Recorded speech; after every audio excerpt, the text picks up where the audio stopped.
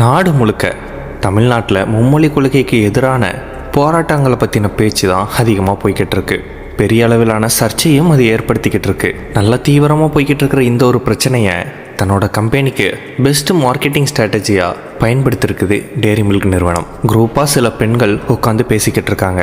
அப்போ சென்னையிலேருந்து வந்திருக்கக்கூடிய ஒரு பெண் அந்த கூட்டத்தில் இணைகிறாங்க.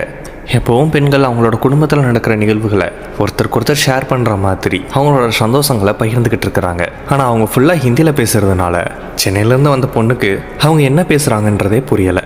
டக்குன்னு எனக்கு ஹிந்தி கொஞ்சம் தான் தெரியும், நீங்கள் பேசுகிறது புரியலைன்ற மாதிரி சொல்ல முதல்ல அதை பெருசாக எடுத்துக்காம தொடர்ச்சியாக ஹிந்திலே பேசிகிட்டு இருந்துருக்குறாங்க. அப்போ அவங்க என்ன பேசுகிறாங்கன்னே புரியாமல் அவங்களோட மிங்கிளாக முடியாமல் சென்னையிலேருந்து வந்து அந்த பொண்ணு கஷ்டப்படுறத பார்த்துட்டு இவங்களாவே முன்வந்து அவங்களுக்கு தெரிஞ்ச இங்கிலீஷில் பேச ஆரம்பிக்கிறாங்க. அது அவங்களுக்கு ரொம்பவே பிடிச்சி போக அந்த கான்வர்சேஷன் அப்படியே கண்டினியூ ஆகுது. இவங்க எப்படி ஸ்டார்டிங்கில் நீங்கள் பேசுகிற ஹிந்தி எனக்கு கொஞ்சம் தான் புரியுதுன்னு சொன்னாங்களோ அதே மாதிரி எனக்கு இங்கிலீஷ் கொஞ்சம் தான் வரும் அப்படின்ற மாதிரி அவங்களும் பதிலுக்கு சொல்ல கொஞ்சம் வந்தாலும் அது ஸ்வீட்டாக இருக்குது அப்படின்ற மாதிரி ஒரு அழகான அருமையான அட்வர்டைஸ்மெண்ட்டை டெய்ரி மில்க் வெளியிட்டிருக்காங்க. இந்த அட்வர்டைஸ்மெண்ட்லேருந்து என்ன எடுத்துக்கணும் அப்படின்னா, அந்த தமிழ் பொண்ணுக்கு ஹிந்தி மொழி மேலே எந்த ஒரு விருப்பமும் இல்லை, என்னானாலும் அது கற்றுக்கவே கூடாதுன்ற இன்டென்ஷனும் கிடையாது. அதே மாதிரி அந்த வடநாட்டு பெண்களுக்கும் தமிழ் மேலே விருப்பம் கிடையாது. இங்கே பெரும்பான்மையாக நாங்கள் ஹிந்தி தான் பேசுகிறோம், அதனால் நீயும் ஹிந்தி கற்றுக்கிட்டு எங்களோட மிங்கிள் ஆகுன்ற மாதிரி அவங்க அந்த பொண்ணை ஃபோர்ஸ் பண்ணவும் இல்லை. அதுக்கு பதிலாக உலகத்துக்கான இணைப்பு மொழியாக இருக்கக்கூடிய ஆங்கிலத்தை அந்த இடத்துல பயன்படுத்துகிறாங்க. அது ஹிந்தி பேசுகிற அவங்களுக்கும் தமிழ் பேசுகிற இவங்களுக்குமே ஒரு கம்ஃபர்ட் ஜோனை உருவாக்குது. இந்தியாவை பொறுத்தவரையில் பல மொழிகள் பேசக்கூடிய மக்கள் வசிக்கக்கூடிய ஒரு நாடு. தேவையை தாண்டி ஒருத்தவங்களோட கம்யூனிகேஷன் பண்ணணும் அப்படிங்கிற பட்சத்தில் ஒரு முறையும் ஒரு இடத்துக்கும் போகும்போது அங்கே பேசக்கூடிய மொழியை கற்றுக்கிட்டே போகிறதுக்கு பதிலாக உலகத்துக்கே இணைப்பு மொழியாக இருக்கக்கூடிய ஆங்கிலம் பேசுகிறதுல எல்லாருக்குமே கம்ஃபர்டபுளாக இருக்கும்.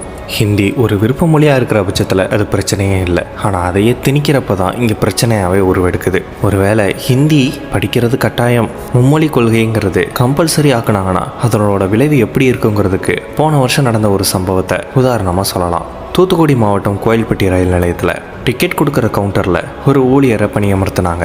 அவருக்கு ஹிந்தி மட்டும்தான் தெரியும், தமிழும் தெரியாது, ஆங்கிலமும் தெரியாது. டிக்கெட் எடுக்கிற வரவங்க கிட்டேயும் முன்பதிவு செய்கிற வரவங்க கிட்டேயும் அவர் தொடர்ச்சியாக ஹிந்தியில் மட்டும்தான் பதில் சொல்லியிருக்கிறாரு. இதனால் அந்த மக்களுக்கு அவர் என்ன சொல்ல வராரு அப்படிங்கிறதே புரியலை. அவர்கிட்ட இதுக்கு விளக்கம் கேட்கும்போது ஹிந்தியில் பேசுங்க, அப்படி பேசுனா நான் சீக்கிரம் டிக்கெட் தரேன், அப்படி இல்லைனா என்னால் லேட்டாக தான் தர முடியும் அப்படின்ற மாதிரியான பதில் தான் அவர்கிட்ட இருந்து வந்திருக்கு. இதனால் கொதிச்சு போன மக்கள் போராட்டத்தில் இறங்கினாங்க. தமிழ் பேச தெரிஞ்சவங்கள மட்டும் டிக்கெட் கவுண்டரில் உட்கார வைங்க, அப்படி இல்லையா குறைஞ்சபட்சம் அவங்களுக்கு இங்கிலீஷ்னாலும் தெரிஞ்சிருக்காங்கிறத செக் பண்ணுங்க அப்படின்னு பயங்கரமாக போராட்டம் பண்ணி அது பெரிய சர்ச்சையாகவே மாறிச்சு. இந்த இடத்துல நீங்களே கொஞ்சம் யோசிச்சு பாருங்க. இப்போ மும்மொழி கொள்கைப்படி ஹிந்தி படிச்சிருந்தா அவர்கிட்ட ஹிந்தி பேசி ரொம்ப சுலபமாக டிக்கெட் வாங்கிட்டு போயிருந்திருக்கலாம். ஆனால் அதுவே இருமொழி கல்வி கொள்கைப்படி அவர் ஆங்கிலம் படிச்சிருந்தா தமிழ்நாடு மட்டும் இல்லை, இந்தியாவில் எந்த இடங்களுக்கு போயிருந்தாலும் அவரால் டிக்கெட் கொடுத்துருக்க முடியும் ரொம்ப சீக்கிரமாகவே. இந்தியாவில் பெரும்பான்மையாக ஹிந்தி பேசுகிற மக்கள் தான் இருக்கிறாங்க அப்படிங்கிறதுக்காக அவங்களுக்காக மற்ற மொழிக்காரர்கள்லாம் ஹிந்தி கற்றுக்கிறதுங்கிறது ஈஸியான விஷயமா இருக்குமா?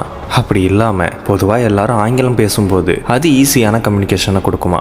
எது ரொம்ப சுலபமான வழி, எது ரொம்ப ஆக்கப்பூர்வமான வழி அப்படிங்கிறது இப்போ உங்களுக்கே புரிஞ்சிருக்கும். அவ்வளோதான் இந்த வீடியோ பற்றின உங்களோட ஒப்பீனியன் என்னன்றதை கமெண்டில் சொல்லுங்கள். இது மாதிரியான மோர் இன்ஃபர்மேஷனுக்கு நம்ம சேனலை சப்ஸ்கிரைப் பண்ணிடுங்க.